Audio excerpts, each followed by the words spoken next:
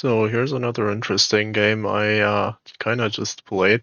So it's unfortunately I didn't really record it because like I didn't play for a week. So well, ELO DK, and I thought it was boring. If we start at 2200 again, whatever. I'm thinking I'll probably start when I'm like around 2300 again, but whatever. So here's the game. We're gonna have to use the replay feature, unfortunately, because I did not record it myself. I think this is maybe like less of a niche thing than the last game. I think this is more of a normal game for sure. And I think this is a very good example of the concept of how you want to play a losing strategy, basically. The concept that I talked about last time, also about trying to introduce variance and chaos when you're behind. That's exactly what I did this game, and it did actually end up working, and I did win the game. I think also my opponent tilted out towards the end, but so considering I don't really have my perspective, I'm just gonna have to like show you what I have here. So I had usually standard sets, right? What's noteworthy is this Azumarill was Choice Band, not Citrus Berry, and had Superpower on it. Also, this was also Choice Band, so that's only one set, but yeah, Choice Band, not setup. The rest are just standard sets, so it didn't really matter. So no Encore on Hawlucha, I don't think, but it didn't matter, as I was saying. And so for this, guys, I guess we'll see it together. So I've decided this time we're actually I should probably be on this one now. We're gonna actually look at the whole game. So this is a turn one. My deck spun into his Flygon. Now I do like 80 to 90 or something with player off, and I don't take any damage back. So you'd think, okay, just click player off, it's good, right? Yeah, no, not really, actually. So what I did here is switch to my Azumarill.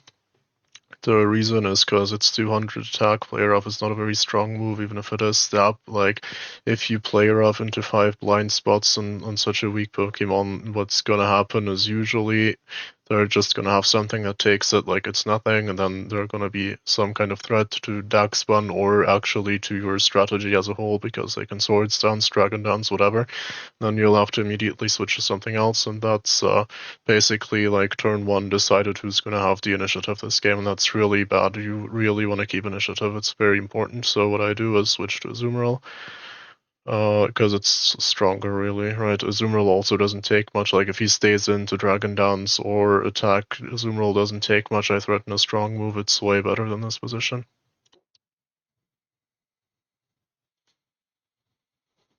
Yeah, so unfortunately he does end up having a U-turn, so yeah, I didn't really do that much, but I mean, I also don't take much from U-turn on Azumarill. It also resists. Of course, it would be better to have less Pokemon revealed, but it's only, I think, 49% to have the U-turn set, and that's definitely a worthwhile risk, because there's like a 50% chance I have a decent chance of gaining initiative here. That's very definitely worth it, in my opinion.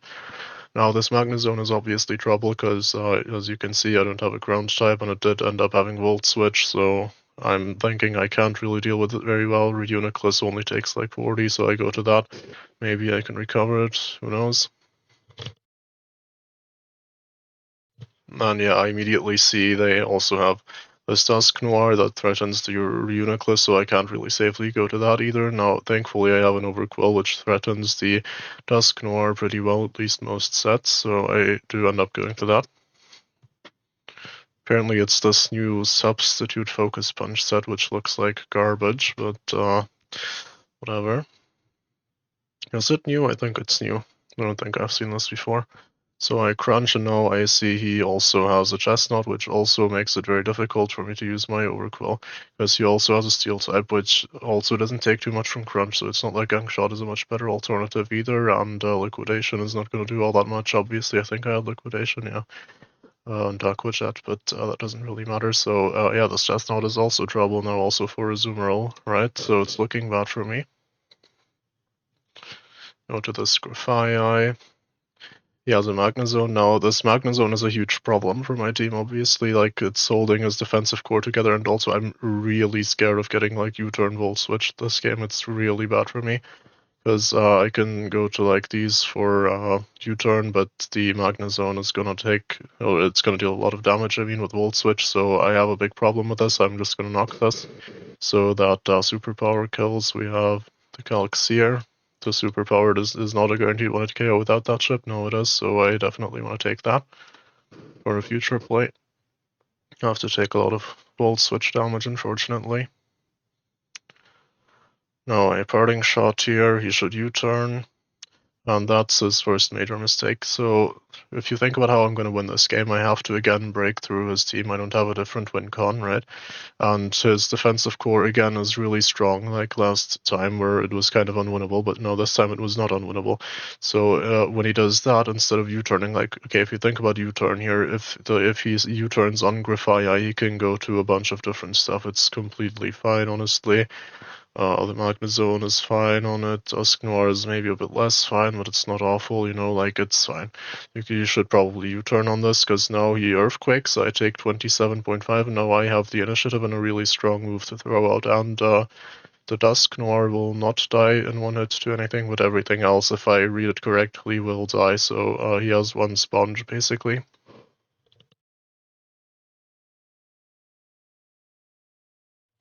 Okay, so I end up using Liquidation here because it's a good neutral option, right? So I was thinking he will definitely go to Magnezone or Dusknoir. He does not want to risk getting caught on play rough and instantly losing a Pokemon, so apparently he was fine with that. I was just going to choose the neutral option that hits everything somewhat well except Chestnut.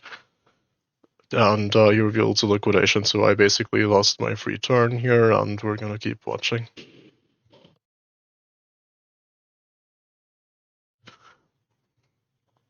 So now on this turn, I know he probably doesn't want to lose this. Gang Shot would kill, and I'm faster, and I don't really lose anything because I don't have Life Orb. So very obvious switch to Flygon, I would say. So I just Parting Shot to regain initiative here. And this is exactly the same concept, right? Like, if he calls me out on this parting shot, it's not really great for me, but it's also not super awful. But this is exactly what I meant with introducing variance, right? Go for hard reads when you're behind, go for risky plays when you're behind. It's the only way you're gonna come back. And as you can see, this guy's playing very safe. He did not want to call me out and stay in or whatever. Like, this is a dark type. I can't. Yeah, prankster. So like, I can't actually parting shot this, right? I will just lose this for nothing. He wanted to play safe, go to Flygon, which is arguably the correct play, because when you have an advantageous position, you do not want to do risky things, and the other way around when you're at a disadvantage, so I just call him out on this. I think I was like probably 90% confident he's going to Flygon, and now I'm basically in the same situation, and I can make another read, and if I guess correct, one Pokemon's dead.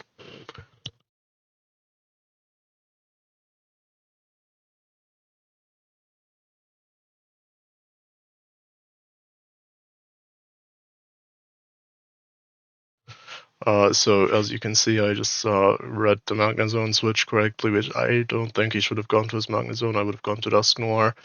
Dusknoir would have tanked Liquidation or anything else. Like, this was fine. I mean, I was going to play rough alternatively, not Liquidation, but this would have tanked one and then threatened to kill with Poltergeist. So he probably should have gone on this, and we could have done this one more time before he has to actually lose something, if I read correctly. But he ended up sacking his Magnezone, and I think he was kind of tilted from getting red here, so he kept kind of playing like shit, honestly. So I think there's no way you're not gonna Earthquake. You're right. It's Choice Scarf, by the way, on the very first U-turn. This U-turn, where is it? This, I calced obviously what the item is. It's Choice Scarf on the 8.7 U-turn on Azumarill, so I knew that all the time. Yeah, there's no way you're not gonna Earthquake. Like, why would you outrage here? It's just terrible. You don't want to U-turn, because why would you go to it otherwise? Stone Edge is also shit, so he's gonna Earthquake, free switch to Hawlucha. Now you're gonna think, yeah, okay, Hawlucha doesn't really do anything, but yeah, that's the point. I'm still in trouble, so I'm still gonna go for risky plays and hard reads. So the obvious switch is Dusk Noir here, because everything else kinda just hardcore loses to close combat. It's locked into Earthquake, so he's not gonna stay in. So I just double switch.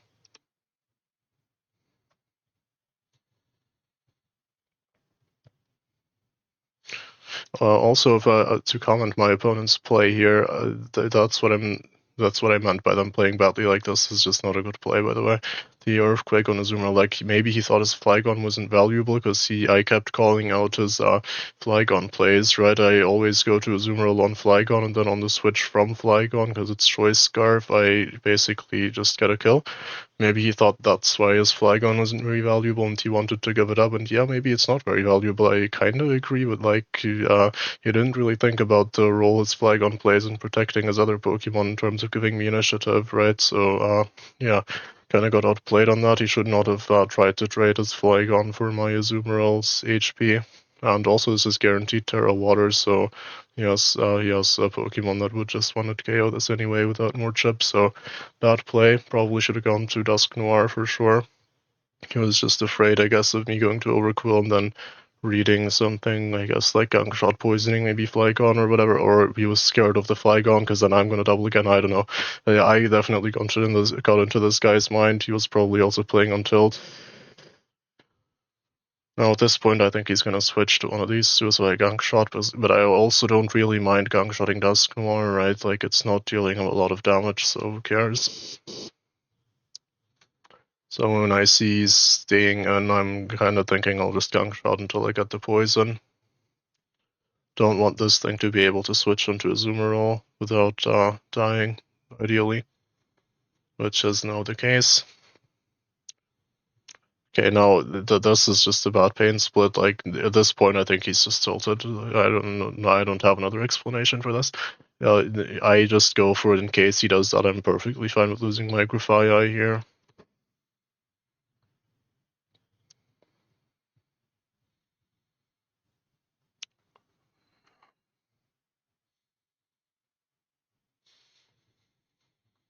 And obviously, parting shot. He should probably U-turn again.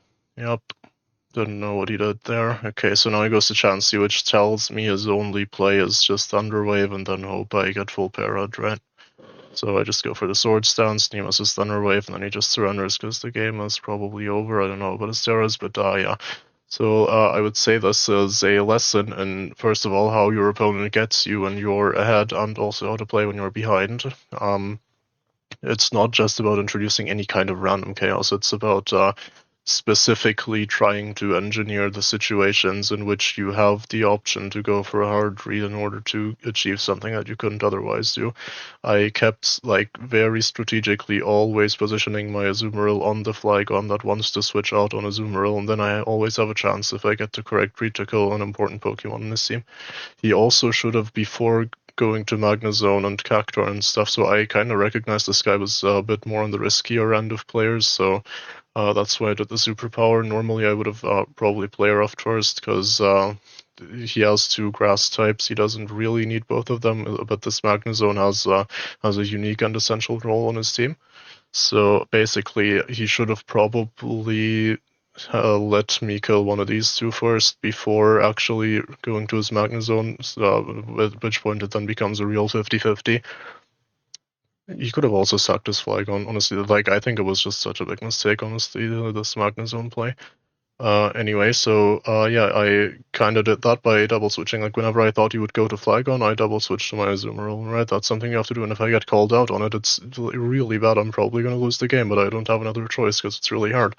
And he also knows that, that's how I can win, but you're kind of stuck when you're winning. You're kind of stuck in a situation where if you make risky plays and if you get called out on them, you can also lose. Like, you can just lose your entire lead, so you don't want to do that. But if you keep doing the safe, very predictable thing, you'll lose your lead bit by bit by bit. And that's what happened this game. Yeah, so probably not as complicated as the last video, but there's some things to look out for. And I did also try the thing where I basically just commentate a full game, like I said at the end of the last one, instead of just looking at key strategical moments in the game. So I don't know. I mean, if anyone's actually watching this, do tell me what you think. Which one you prefer. I think I prefer the first one. I don't think I'm going to make another one of this, but we'll see what happens, and yeah, maybe see you on another one.